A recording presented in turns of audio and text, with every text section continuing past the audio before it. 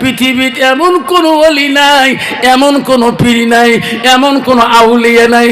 পৃথিবীর সব ওলিদের ওলি, সব পীরদের পীর, সব আউলিয়াদের আউলিয়া।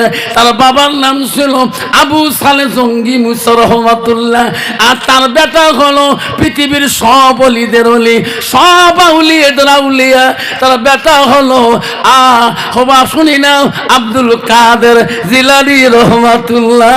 পৃথিবীর সব ওলিদের ওলি, সব আউলিয়াদের আউলিয়া, সব পীরদের পীর আব্দুল কাদের জিলানী রহমাতুল্লাহর মা বলছে, আব্দুল কাদের রে, বিনা ওজরে যদি এক ওয়াক্ত নামাজ নষ্ট করে দাও, অলির দস্তরে নাম থাকা বড় কঠিন হয়ে যাবে। বাবা, আমরা কোন অলি হলাম? যদিও নামাজ না পড়ি, কয় কি ইমান ঠিক আছে না? সাত দোকানে দেখো কি ফাটাফাটি লেকচার লাগাইছে, ভাই নামাজ না পড়ি ভাই ইমান আমার ঠিক। এইরকম ডিজিটাল মুসলমান আছে না নাই? বাবা, তুই নামাজ না পড়ি তোর ইমান হয় কেমন করি ঠিক? বাবা, কত মানুষ আছে রে, বা দেখবেন শুক্রবার করিয়ে 5 জুমে 6 জুমে পড়ে যে বারান্দার যে খালি এই আল্লাহ সাপ্পা সাপ্পা সাপ্পা সাপ্পা সাপ্পা। কি এত নামাজ পড়িস কি রে? তুই 5 জুমে পড়ে আসলে এখানে পড়ি নে, তার কোন নামাজ পড়িস তুই? শীতে জুম্মের নামাজ তুই হচ্ছে আলগা নামাজ, তুই খিদে কোন নামাজ পড়িস? হুজুর খানে পড়ল কোন সুরে করলো, সুর রহমান না সুরে মোর? তুমি তো সুরে জানলাম না, মুখ যে নড়াস, তোমার আলের মাঠ মুখ নড়ান না, যে মুখ নড়ান কন্ত। বাবা, এইরকম ডিজিটাল নামাজই আসে না নাই? চোরে কোন আসে না না? এত বড় পীর ছিল, তার নাম ছিল হযরতে বাকি বিল্লাহ রহমাতুল্লাহ। জোসকালের বন্ধু শুনে নাও, পৃথিবীর এত বড় পীর ছিল গো, এত বড় অলি ছিল, হাজার হাজার মুরিদান ভক্তবিন্দুগণ ছিল। হযরতে বাকি বিল্লাহর মুরিদান বলছে, হুজুর আপনি যেদিন পৃথিবীর জমিন থেকে চলে যাবেন, ওগো হুজুর আপনার জানাজারটা কে দিবে? তোমার জানাজার ইমাম কে হয়ে দাঁড়াবে? হযরতে বাকি বিল্লাহ রহমাতুল্লাহ বলছে, বেটারা আমি বাকি বিল্লাহ দুনিয়া থেকে যেদিন চলে যাব, আমার ইমাম সাহেব আমি বলিয়ে যাই, আমার জানাজার ইমাম কে হবে রে ভক্তরা?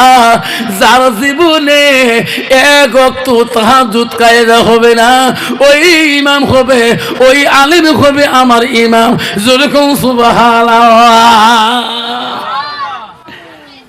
হযরতে বাকি বিল্লাহ দুনিয়া থেকে যেদিন পর্দা নিয়ে চলিয়া গেলেন, হাজার হাজার ভক্তবিন্দুরা কান্দে, আমার হুজুর আমাদেরকে এত শিক্ষা দিয়েছে, এত শিক্ষামূলক তালিম দিয়েছে। বাকি বিল্লাহর ভক্তবিন্দুরা কান্দে, হাজার হাজার মানুষ মুরিদানরা, হাজার হাজার মানুষ ওই জানাজারে শরীক হয়ে যাবে। ওই দিন ভক্তবিন্দুরা সব আলেমকে বলিয়া দিলেন, ভাই রে আমার উস্তাদের জানাজার কে দেবেন? আমার উস্তাদ আগে ওসিয়ত করে গেছে, আমার উস্তাদের জানাজার যে ইমাম হবে, যার জীবনে এক ওয়াক্ত তাহাজ্জুদ কায়েদা হয় নাই, তিনি আসি আমার জানাজারটা দেবে। ওগো আসেন গো, আমার উস্তাদের জানাজারটা দিয়ে যান, কার জীবনে এক ওয়াক্ত তাহাজ্জুদ কায়েদা হয় নাই। হযরতে বাকি বিল্লাহ রহমাতুল্লাহ ওই দিন জানাজার সময় কেউ গো গ্যারান্টি দিতে পারে নাই, কেউ পায় নাই আমার জীবনে তাহাজ্জুদ কায়েদা হয় নাই। কন্ত বাবা, যে মানুষটা তাহাজ্জুদ কায়েদা হয় না, কিন্তু ওই মানুষটার 5 ওয়াক্ত কায়েদা হবে কি? হবে না। তাহাজ্জুদ আমার বিশাল আল্লাহকে আপন করিল নামাজ, এত কঠিন নামাজ, আল্লাহর সঙ্গে সব সময় কথা বলা, আল্লাহকে আপন দেহতে নেওয়া নামাজ। ওই দিন দেখছে বাকি বিলের ইমাম নাই, বাকি বিলের ইমাম হয় না। হাজার ভক্তরা কান্দে, হুজুর আপনার জানাজার কেউ দিতে চায় না, কেউ সাহস পায় না গো হুজুর। হুজুর তোমার জানাজার ইমাম হওয়া কেউ সাহস পায় না। ভক্তরা কান্দে, ইমামের জায়গা খালি। ওই দিন সুন্দর চেহারা টুপি মাথা দিয়ে গেল তো কাম হবে না। আল্লাহ রসুল তো বলছে আল্লাহ কার চেহারা দেখে না, কারো কাঠিন দেখে না, সুরত দেখে না, আল্লাহ দেখে তার আমলটা। ওই দিন তো এরকম আমল তো কেউ নাই, কেউ যেতে সাহস পায় না, ভক্তবিন্দুরা কান্দে। এমন সময় দেখতেছে ভক্তবিন্দুরা হাজার হাজার মানুষ দেখতেছে, একটা মানুষ ঘোড়া বৃষ্টি চড়িয়া দ্রুত বেঁকে এসিয়া বাকি বিল্লার লাশের সামনে ঘোড়ার থেকে নামিয়া জানাজার ইমাম হয়ে দাঁড়ায়া বললেন, সবাই দাঁড়িয়ে যাও, আমি হুজুরের জানাজার দেব। যেরকম সুবহানাল্লাহ। সবাই দাঁড়াইয়া গেলেন।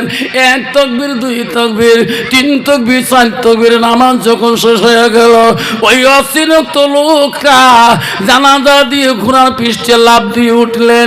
ভক্তবিন্দুরা দৌড়ি যে ঘোড়ার লাগামটা টানে দিলেন। কে গো, কে গো তোরা গো?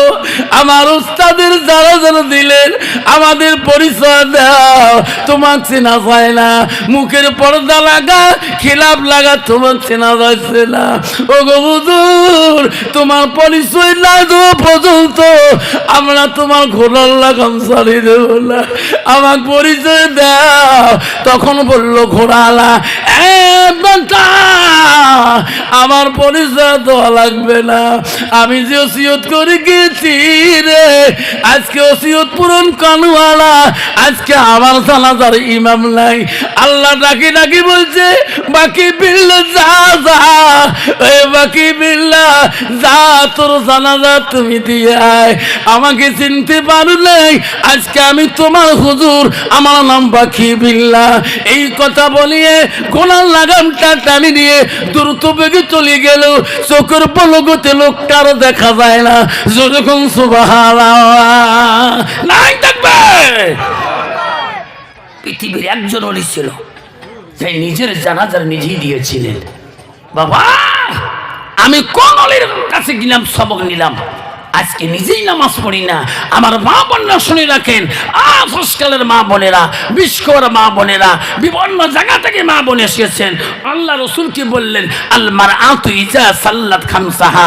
আমার নবী বললেন, কোনো একটা মেয়ে যদি 5 ওয়াক্ত নামাজ পড়ে, ওয়াসামাস শাহরুহা, ওই মেয়েটা যদি রমজান মাসে রোজা করে, রসুল বলেন ওয়াতাদ বালাহা, ওই মেয়েটা যদি নিজের স্বামীকে ভালোবাসে, ওয়াসানাত ফারজাহা, যদি ওই মেয়েটা পর্দায় পশিদায় থাকে, রসুল বলল ফাকাদ কুলু মানাইউ আবু আবিল জান্নাতির সাত।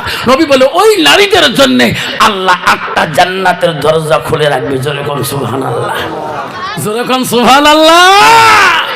কন্ত মামা, বর্তমান না নামাজি মেয়ে আছে, না কোনো রমজানের রোজা করা মেয়ে আছে, না কোনো পর্দা থাকা মেয়ে আছে, না স্বামীর খেদমত করা মেয়ে আছে।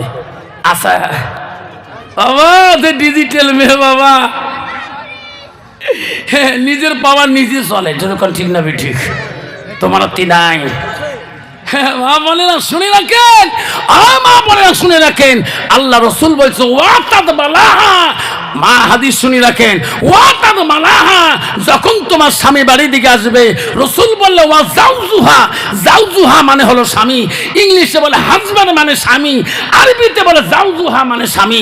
রসুল বলে ওয়া জাউজুহা আনহা রাদিন, যদি তোমার স্বামী তোমার উপর রাজি খুশি হয়ে যায়, রসুল বলল দাখালাতিল জান্নাত, সেই মেয়েটা সর্বপ্রথম জান্নাতে যাবে।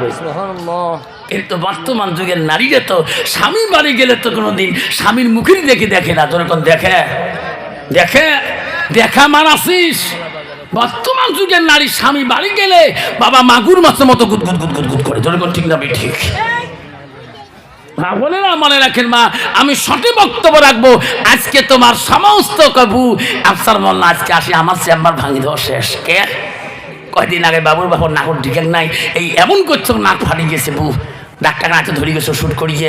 এখন ডাক্তার কয় কিনে কই এনে কই কিনে কি হলো, মুই তো আবার নাকুর ঢেকেছ, রক্ত বন্ধ হয়ে ঢিবলিতে নালি ঢিবলে দিছ। ডাক্তার কাইলে কিনে নাক ফাড়িল, তা আমি সাহসটি খেয়ে বসছি। কন্ত বাবা, বউ যদি নাকটাকে ফাটে ফেলায় কোনদিন কর পাবে যে মোর বউ নাকর ঢিকেছে? হ্যাঁ যখন কবে পাবেন? কত নাকর ঢিকে কত বদনা দিয়ে ঠ্যাং যে এত ঠ্যাং কুত্তে মরিয়ত হচ্ছে ডাল ঠেলাতে।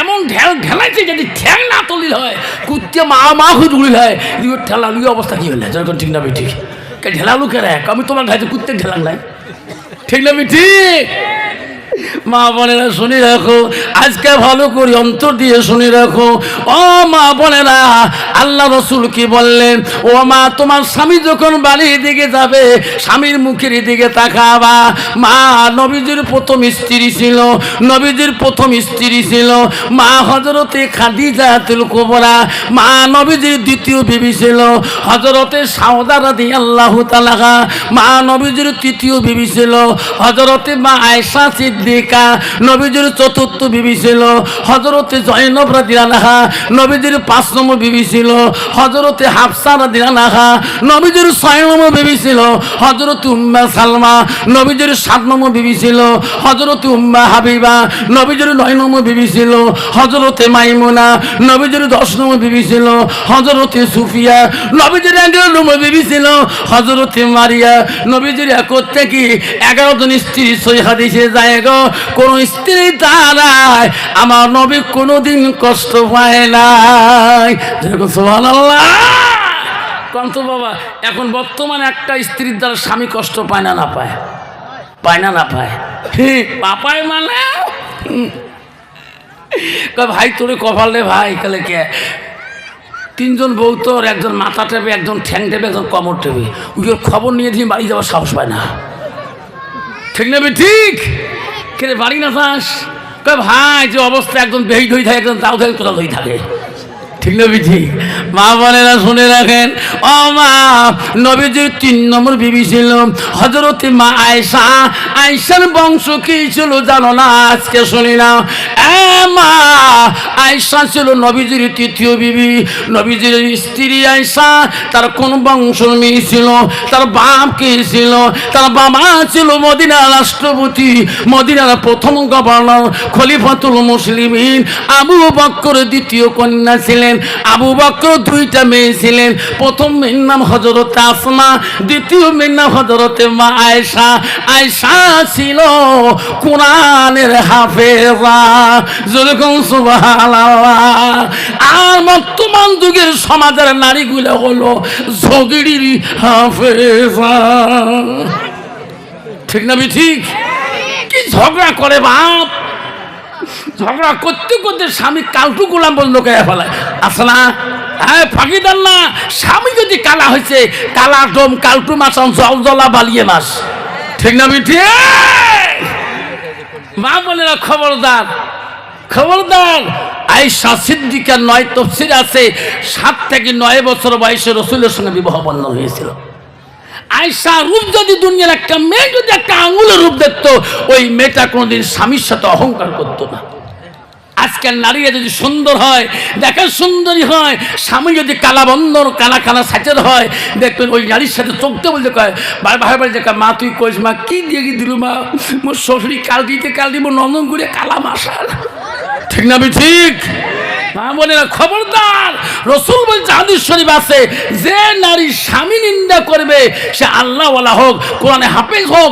যাই হোক না কেন আল্লাহ রাসূল বলছে স্বামী নিন্দাকারী নারী জান্নাত হারাম স্বামী নিন্দাকারী নারী জান্নাত হারাম হযরতে মা আয়েশা সিদ্দিকা কেমন নারী ছিল মা নবীজি আয়েশার সাথে সাথে আয়েশা আনন্দ হয়ে যেত নবীর মুখের দিকে তাকাইতো নবীর চোখের দিকে তাকাইতো কিতাব খুলে দেখবেন রাসূলুল্লাহ প্রশ্ন করেছিল আয়েশা আমি বাড়ি আসলে তুমি আমার মুখের দিকে তাকাও কেন আমার চেহারার দিকে তাকাও কেন হাদিস খুলে দেখবেন আয়েশা আম্মাজান বলছে ওগো রাসূল আপনার চেহারাটা দেখলে আমার আয়েশার কলিজাটা ঠান্ডা হয়ে যায় ওগো নবী যতক্ষণ আপনি বাড়িতে আসেন না ততক্ষণ আমি আয়েশা সাতপার হয়ে থাকি যেরকম সুবহানাল্লাহ আর বর্তমান যুগের নারী স্বামী যদি কালে ভালে এই বাস কাম করি কাদো হাল মারি ঠেলাইসকে মারি টোটো মারি যদি বাড়িতে যেয়া 1 গ্লাস পানি চায় ও মাইয়র মা 1 গ্লাস পানি দাও না পানি চাইতে যদি বেসরা হরিণ হয়ে যায় লাস্টে কায় খাও মন্নের পানি খাও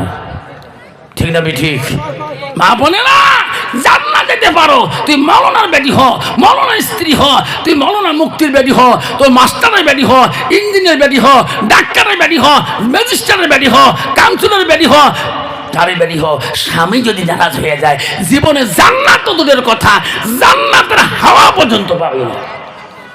শুনিরা কষ্ট হয়, যখন কষ্ট হয়